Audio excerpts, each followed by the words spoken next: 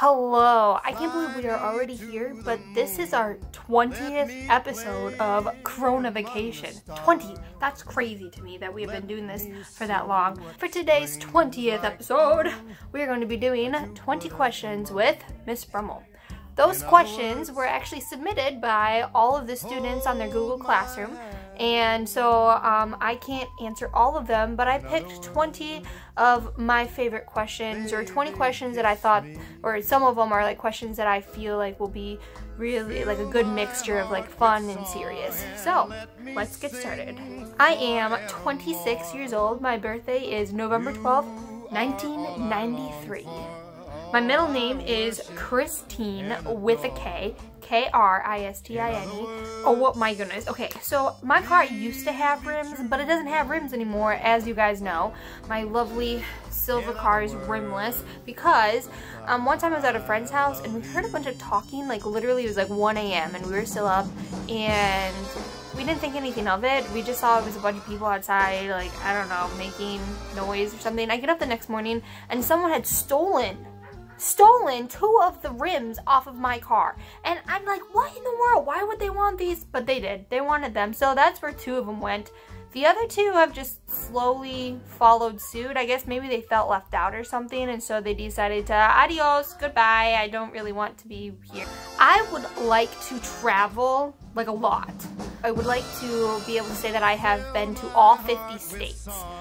Currently haven't even been to 30, which is kind of sad. So I would like to be able to say I've been to all 50 states, and then maybe be able to also see the 7 wonders of the world. And I've seen 2. I've seen the Colosseum and I have seen the Great Wall of China. So I'm 2 for 7 so far, pretty good. Okay, so this is one of the more serious questions that was asked. But I felt like it was like really important for me to answer, just simply because of where I've come from. I grew up in a pretty like conservative Christian family, and to this day I still hold the belief system, and I believe in Christianity and the Bible and Jesus as our Savior. I think a lot of times people equate a Christian and homosexuality as that person's going to be judgmental of it. And I don't think that that has to be.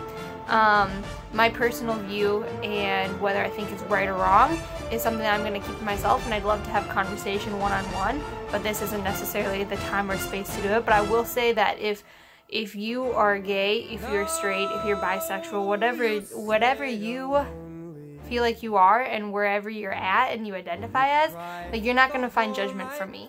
I definitely went through a period of my life where I questioned my own sexuality, and I think it's something that a lot of youth of today, they question their sexuality for whatever reasons, and so for me to sit here and judge you would be incredibly wrong, and in fact I think that would be completely against what I believe. So if this is something that you are wrestling through, I am open for a discussion. I'm here for a listening ear. I'm here for someone to give you advice. I'm here for whatever you need. But again, it's not something that I would say that I'm going to judge, because I don't know your world. I don't know your life. And so for me to do that, I think would actually be not loving whatsoever. So hopefully that answers your question. This is hard because gross. Both of them. Gross. Okay, I think I'm gonna have to go with hairy dog, because I'll just make him be outside. He'll be an outside hairy dog, and the hair will stay outside. Yeah, that's what we're gonna do. Okay, my favorite dinosaur is a Saurolophus. That is the kind of dinosaur, I don't know if you guys ever watched Land Before Time, but that's the kind of dinosaur that Ducky is.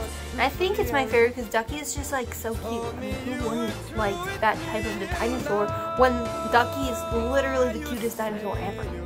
I think the things that keep me like centered and positive is, one, I just am naturally more of a look at the glass half full type of person. I've been through a lot in my life, and I feel like you just kind of have to keep rolling with the punches. Otherwise, if you let it get you down, then you're just gonna be living in this dark cloud of like depression and frustration, and it's just gonna be this never-ending cycle. But the things that, again, keep me centered is, one, my family. My family is incredible, and I'm very, very, very thankful for them. I talk to one of my siblings or my parents every single day. I also have some really, really great friends and community. I have 2 roommates that I live with, and they're both teachers, so they understand the life a little bit.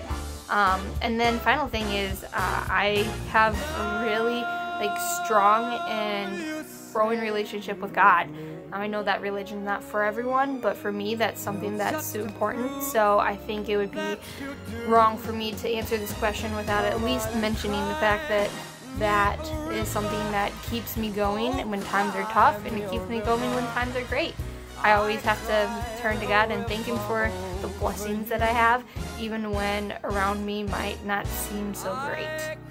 My favorite drink is a iced vanilla chai latte with light ice, because if you get it with like all the ice, then you don't get as much like vanilla chai loveliness in it. And so I have to get an iced vanilla chai latte with light ice. It's just perfect. It's perfect. I love it so much. I could drink one of those every day, literally every day. Oh man. Okay, I have a lot of embarrassing moments, except for, here's the thing about me, I don't get embarrassed very often. So I should say I have a lot of situations and moments that the average person would probably be embarrassed by, but it doesn't really faze me because I'm such a weirdo and I have so many quirks that most of the time my goal is to embarrass everyone else around me, and if I do that, then I call it a good day. But there are a couple. The most embarrassing one I literally cannot tell you right now because I can't. I think it'd be too inappropriate for school. This is technically school. Maybe someday. But my second most embarrassing story is when I was in high school. I was part of like a speech and debate club, and I was at a regional competition for speech, and I was doing a humorous interpretation, and my humorous interpretation speech is where I like act things out, and I was acting out this story. It was like a weird story of like Snow White and the Seven Dwarfs, except for it wasn't like normal. They changed a lot of the different parts so that the story would be a lot funnier.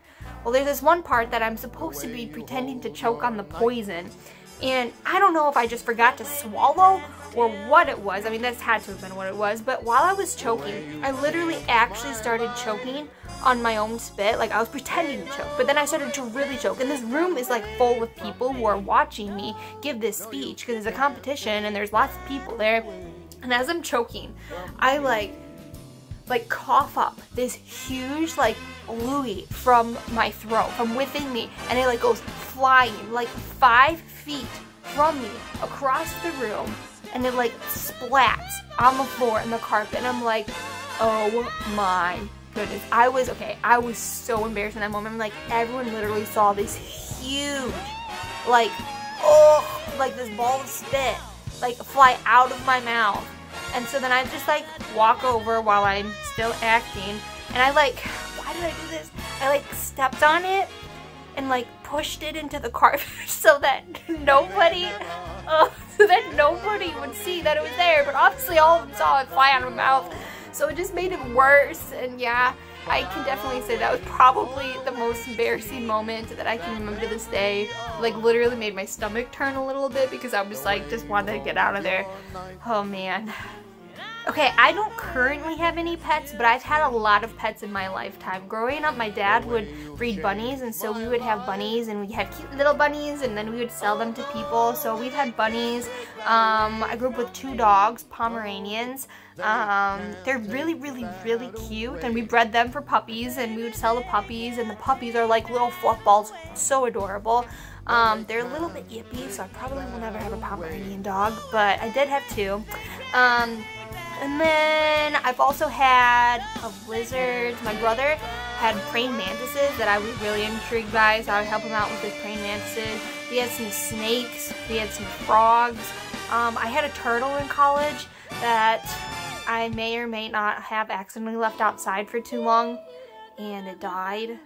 I've told some of you that story before. It's quite unfortunate. Poor little squirt. May he rest in peace. This is probably why I don't have any animals. We've had fish. Never any cats. Cats, no. None of no people in my family like cats. No thank you. So yeah, bunnies, dogs, and a lot of reptiles. I kind of want to know who submitted this question, because why would you put cinnamon in your soup? I mean, unless it's like cinnamon soup, or if it's like a apple pie soup or something like that. I've never put cinnamon in my soup. So whoever submitted that, if you could like let me know what I'm missing out on or something like that, because I can't say that that's ever been a habit of mine. Obviously I make these, my Coronavacation episodes. They kind of take a little bit of time to make, so definitely do that in my free time. But I really like to do anything outdoorsy, so hiking, biking. I just got back from exercising right before this, took my shower and was like, oh, I gotta do my video. So I like to do outdoorsy things. I like to play games or read books. I do enjoy reading books. I do watch TV, hang out with friends, and play with kids. I love to play with kids. This whole quarantine thing has been super hard for me because I can't just like go over to one of my friend's house and play with her kids, or go to my sister's house and play with her kids. I really do enjoy playing with children, so yeah, that's me. That's what I do in my free time.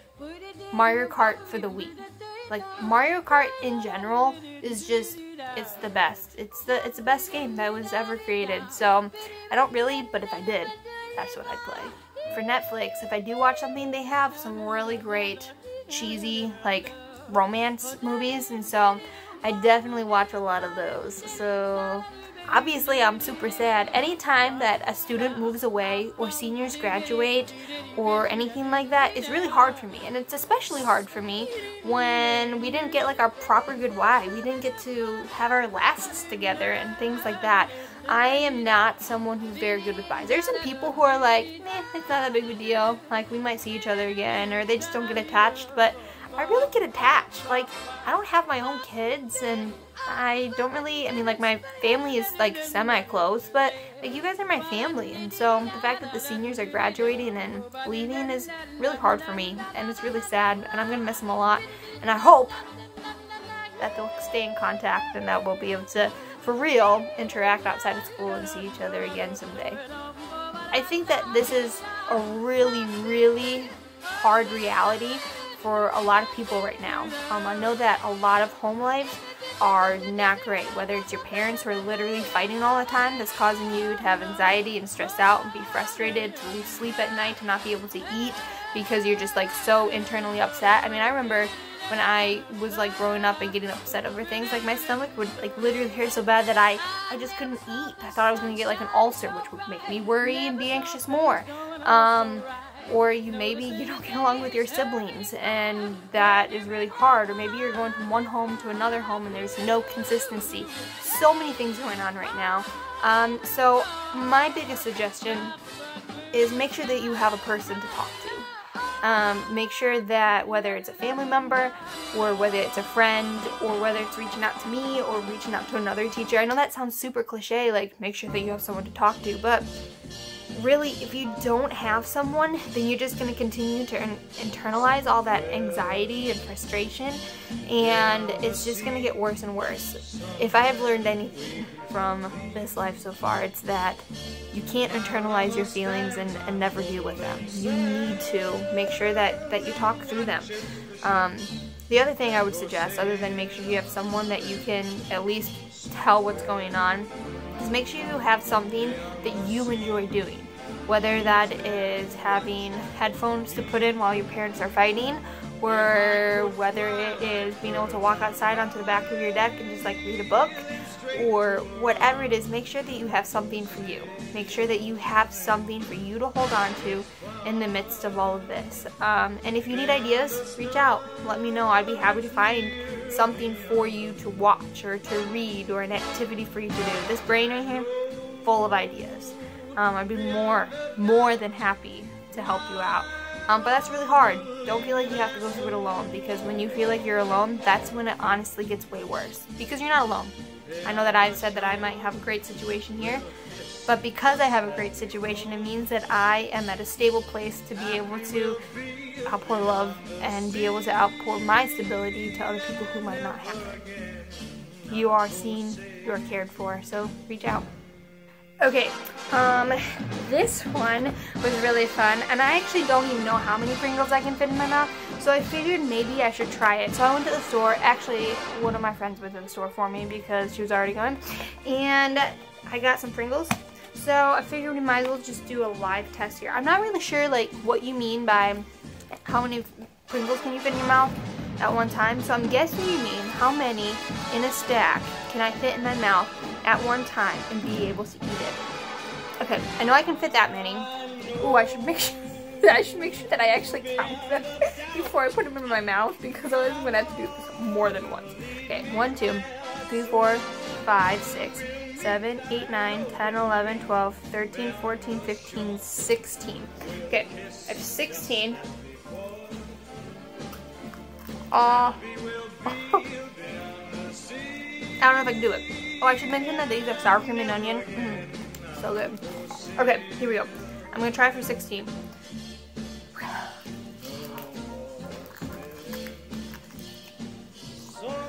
Nope. There's no way. I can get it like halfway in my mouth, but there's no way I can get like fit around it. So maybe I should take off. Okay, let's take off 4. I like even numbers. Odd numbers are only okay if they're on the 5s. So gotta stay with even. So here's 12. Okay.